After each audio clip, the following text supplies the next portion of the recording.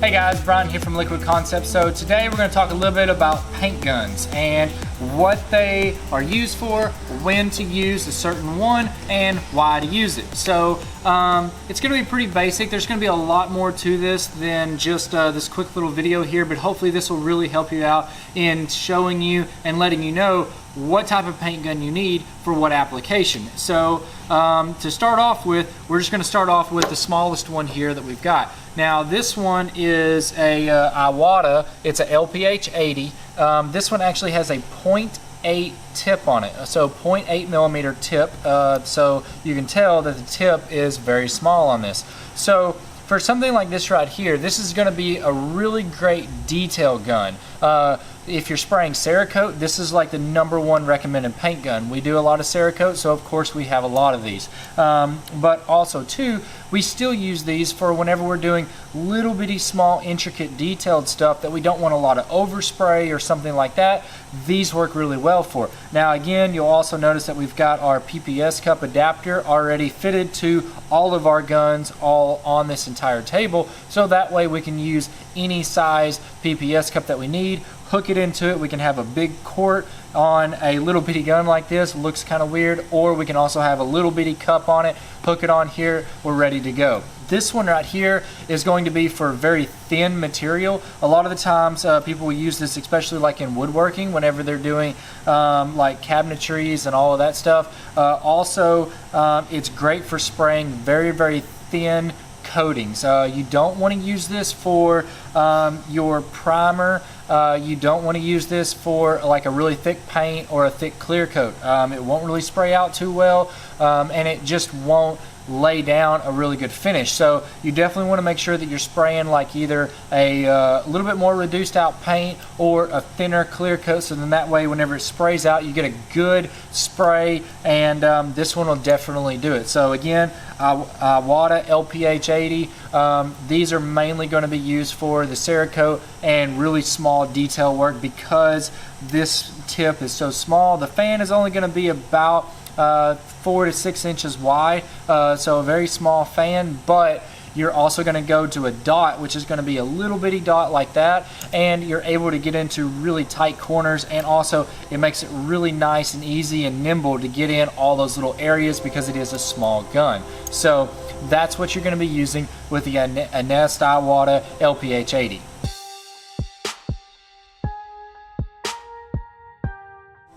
Okay, so the next one is going to be for our primer series. We don't use this one a lot, but every now and then we do. Whenever we're spraying our primer, we spray it 2 different ways, either #1 with reducer or #2 with just the primer and hardener alone. Now there's 2 types of primers that we spray. We spray it as a sealer, and then we spray it as a primer or a filler primer. And so this gun is very useful because you can actually spray it both ways. This is made by 3M. It's one of their, it's a plastic gun, but it sprays really well, and what's nice about it is that it has a removable head on it that you can pop out, toss away, put a new one in here just like this, snap it in place, and now you've got a brand new head. And of course it's compatible with the 3M PPS cup system, which is what we use, so makes it worth its while. Now you can buy different heads for these, and they make anywhere between 1.3s all the way up to 2.0s.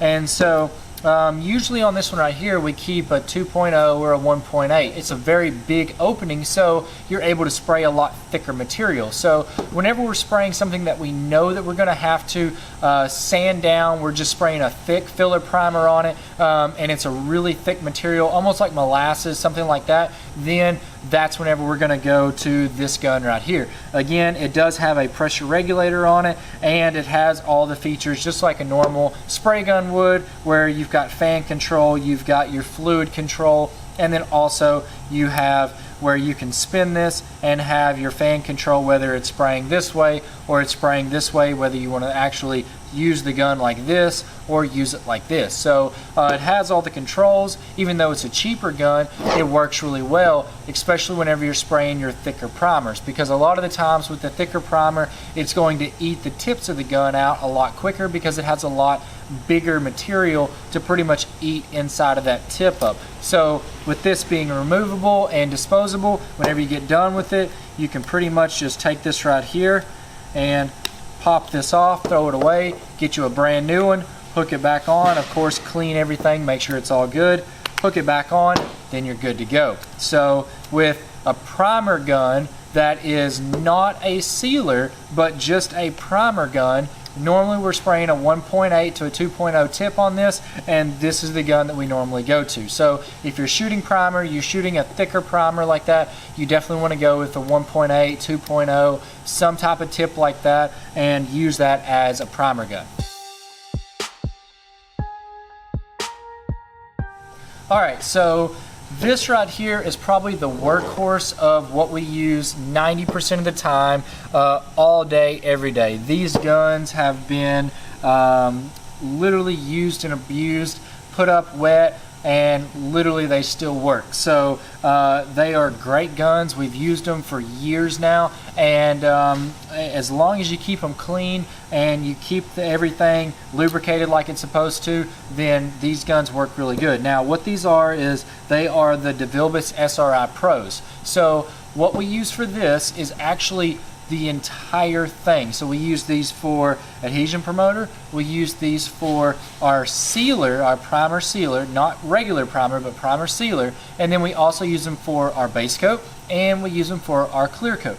And so these are more of a what's called a spot repair gun in the automotive industry whenever you're talking about just guns in general. And so you can see that because they have a smaller tip on them and a smaller head, they're not going to have as large of a fan pattern whenever you're spraying out. So you're only going to get about 6 to 10 inches or so, somewhere around in that area, whenever you're actually spraying these out on a panel itself. So the one thing that we do like about these is that these have a 1.0 tip on them. So they're a little bit smaller than the standard 1.3, 1.4 tip, like what we'll get to in a minute. But with the 1.0 tips, it works really good, especially for the hydrographics or anything like that, whenever you're actually spraying very small, intricate pieces like what we do and what a lot of people do in our industry. And so we do like these a lot because number one, you still have your air adjustment down here, you've got all of your fluid and your fan adjustment up here, and of course we've got our PPS cup adapter so we can hook up any 3M PPS cup that we want to use.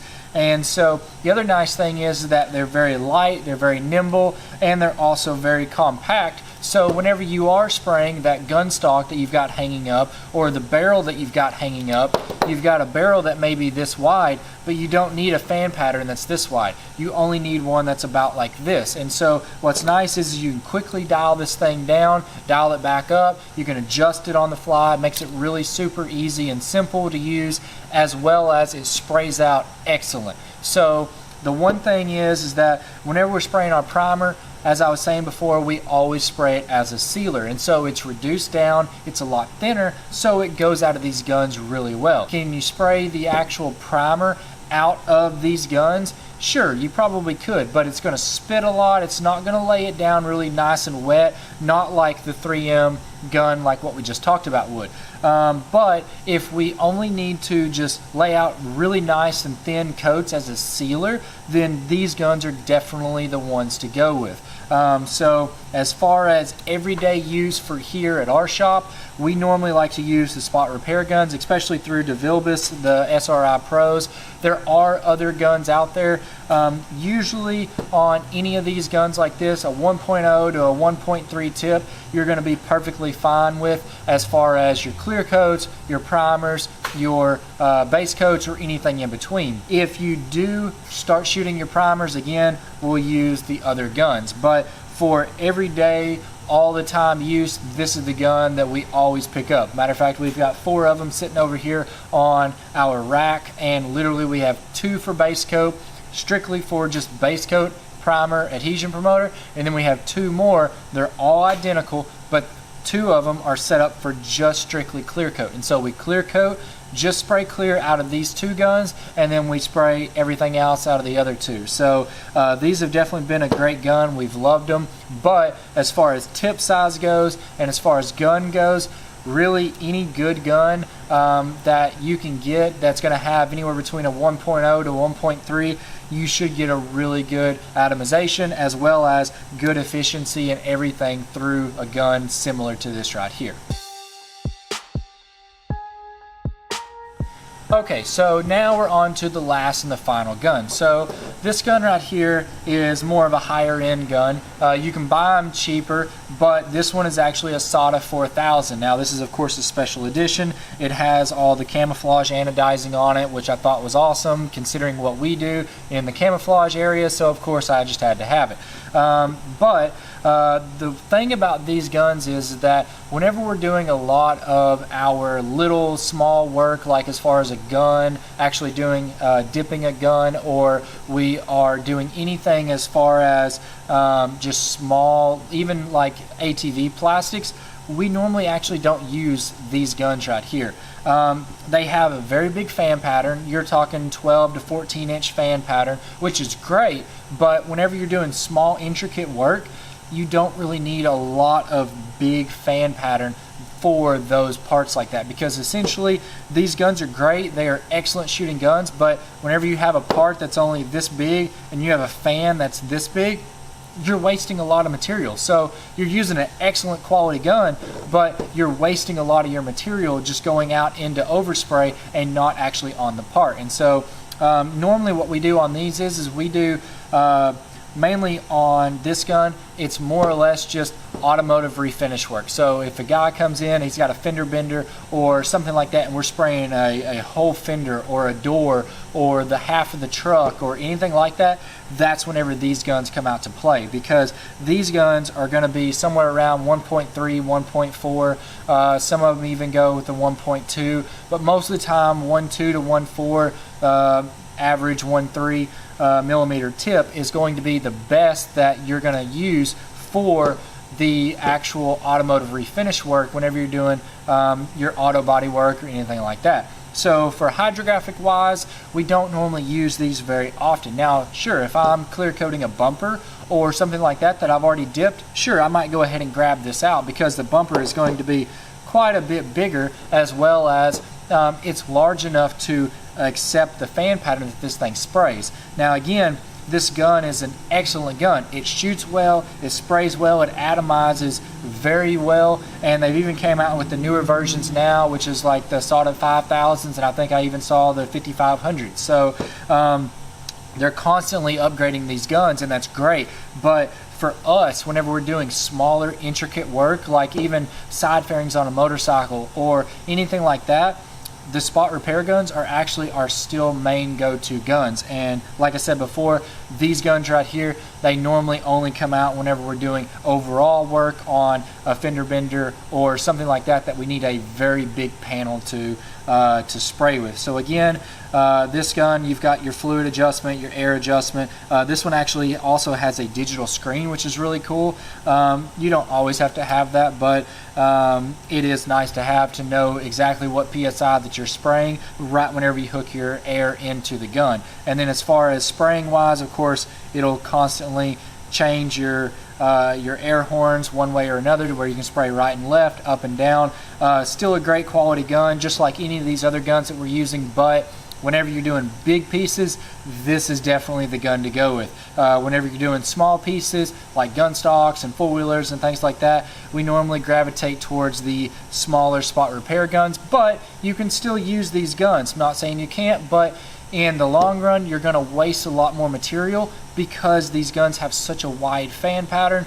And yeah, you can dial everything down, dial the fan back in, but you're going to be always constantly adjusting that fan, except for whenever you go with like a spot repair gun, you already know it has a smaller fan pattern, so you can just grab it and go, and that's the reason why we like those a lot as well. So hopefully this has really helped you guys out on knowing which guns to use for which application. And so I know it was short and sweet, but Hopefully you got something out of this, and if you have any questions or anything, definitely leave them in the comments below. We'd love to hear from you, and especially which gun do you like to choose? Which gun do you like to shoot with? Also, which tip do you like? Do you like a 1.3 whenever you're spraying your primers, or a 1.4 whenever you're spraying your clear coats? Which do you like? Love to hear from you whenever you have a chance to comment down in the comment section below. So I'm Bryan from Liquid Concepts, and we're making hydrographics great again. We'll see you guys next time.